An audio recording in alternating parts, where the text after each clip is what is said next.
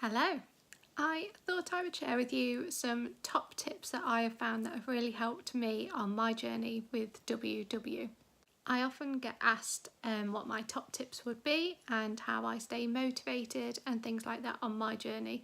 So I thought I would share with you my top 10 tips to help you to have a successful week on WW. So my first top tip would be planning. Now, planning is essential for me to have a good week on WW. So not only planning your meals, but also planning your points and where you're going to spend your points, and also where you're going to spend your weeklies, which is the most important bit. So with my food plan, I usually get out all of my recipe books and the old WW magazines and go through that and pick out my meals Monday to Friday so that I know what we're having for dinner every evening.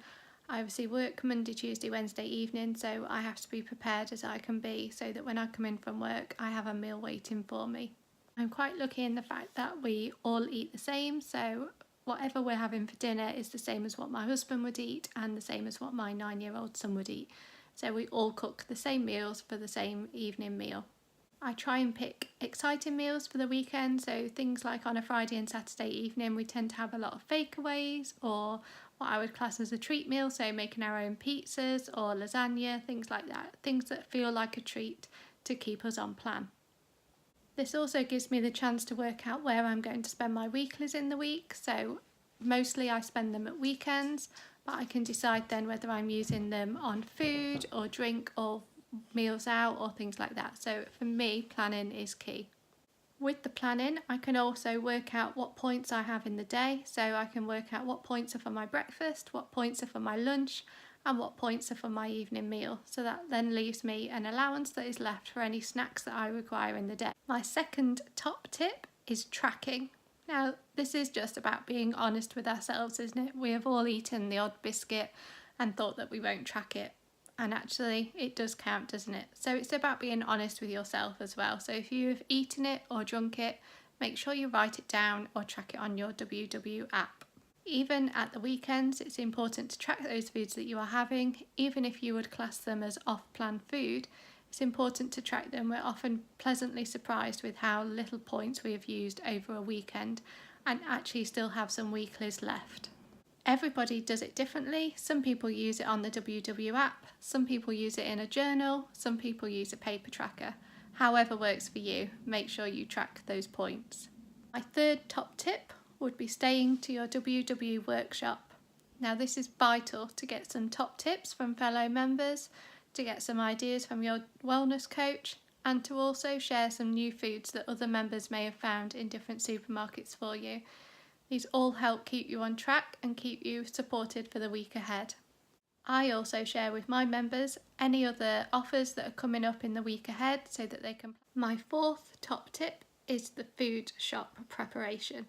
Now the food shop can often be the bit that can kind of sway us either way to going off plan, so it's important that we are prepared when we are in that food shop. I try and do my food shop online so that I am not tempted with all the special offers and food that I know I shouldn't be buying. So go armed with your food shop list from your meals prep that you've done, and then you know exactly what you need to be able to be buying.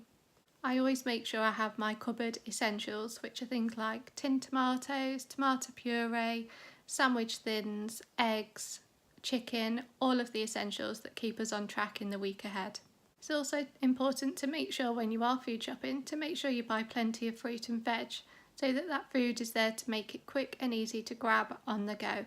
So even if you're buying the fruit that's ready prepared, that's absolutely fine, isn't it? It makes it much easier and we have no excuses then for grabbing the chocolate bar.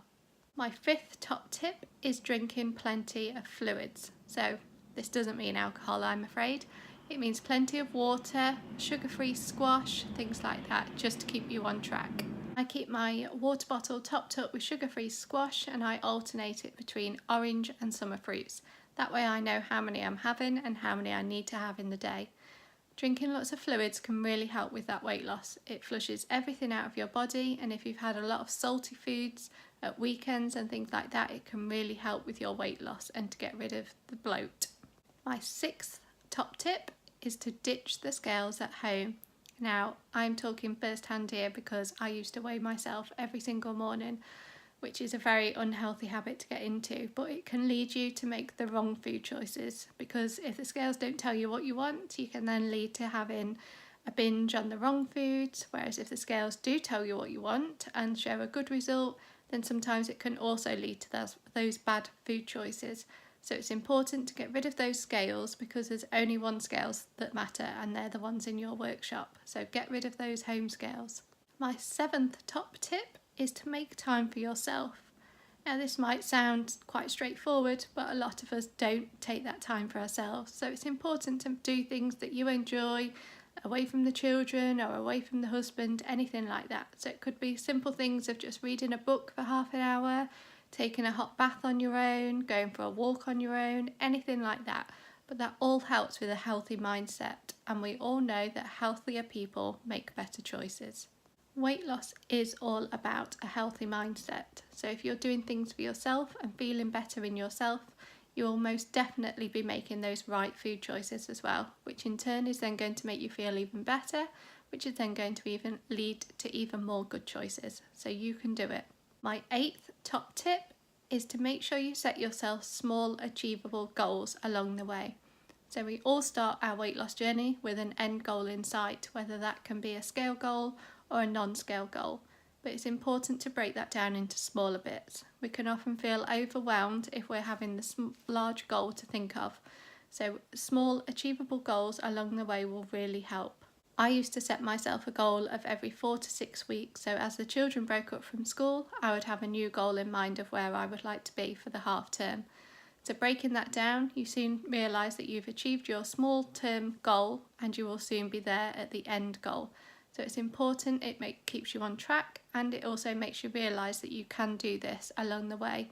It can often feel a long journey ahead, so if we break it down, we can find small bits to feel proud of ourselves. My 9th top tip is to not cut things out of your diet if you are enjoying them. So that can be things like chocolate, alcohol, bread, pasta, rice, anything like that. I hear a lot of members and a lot of people on Instagram talking about cutting things out of their diet because they feel they can't eat it or drink it, which is absolute nonsense, because we can. It's all within our points. It just again comes down to that planning and being prepared so that we know where our points are going to go. The minute we deprive ourselves of the foods and drinks that we want, we just want them even more. So it's important to incorporate those into our daily diet now, so that then when we are maintaining our goal weight, we'll still be able to enjoy these foods. My 10th and final top tip is to just enjoy yourselves. Now, again, this might sound straightforward, but it is important that we enjoy ourselves along the way. Depriving ourselves of meals out and nights out with friends is not going to help us achieve that goal any quicker, and it certainly won't help us maintaining it. So it's important that we enjoy ourselves, enjoy the food that we're cooking, and enjoy the food that we're eating. Never eat food because you feel it's what you have to have rather than what you would like to have. You can also enjoy yourselves by learning new exercises or joining a gym or doing new exercise classes or even enjoying that home workout. It's all things that you can enjoy and take that time for yourself. Your body will reap the benefits and you will make all the right healthy food choices. I hope you enjoyed my 10 top tips. If you have any more to share, then please do, and I wish you all the best with your WW journey. Good luck!